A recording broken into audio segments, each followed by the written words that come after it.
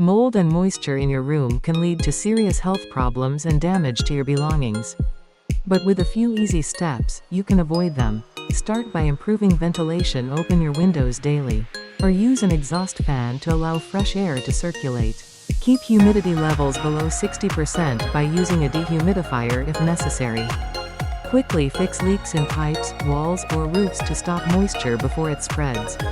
Make sure furniture isn't pushed directly against walls to allow airflow.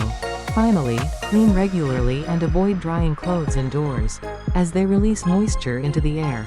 A small effort now can save you big problems later.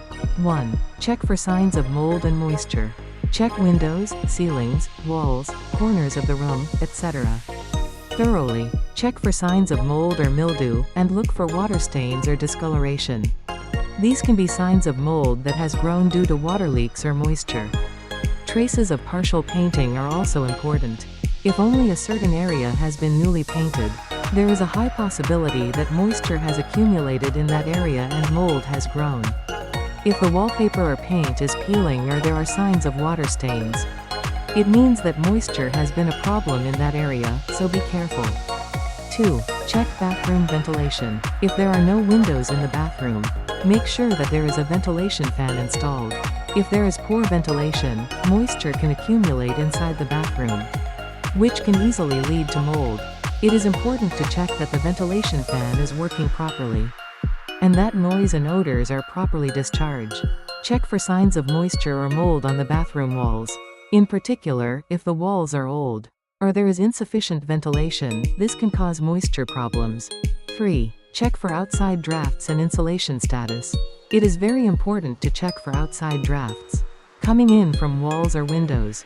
In areas where outside drafts come in, heating does not work well in the winter, and cooling is not effective in the summer, which can lower energy efficiency. If you feel outside drafts when you open the window, or if you feel a temperature difference around the window, it is a sign that the insulation is not working properly in that area. In this case, you may need to reinforce the insulation or replace the window. 4. Check for locations prone to moisture. If your house is located in a basement or in a shaded area, it may be in an environment prone to moisture. In this case, the moisture problem may be more serious, so check the condition of this room more carefully, and consult with the landlord on how to solve the moisture problem. 5. Request mold prevention construction and insulation improvement.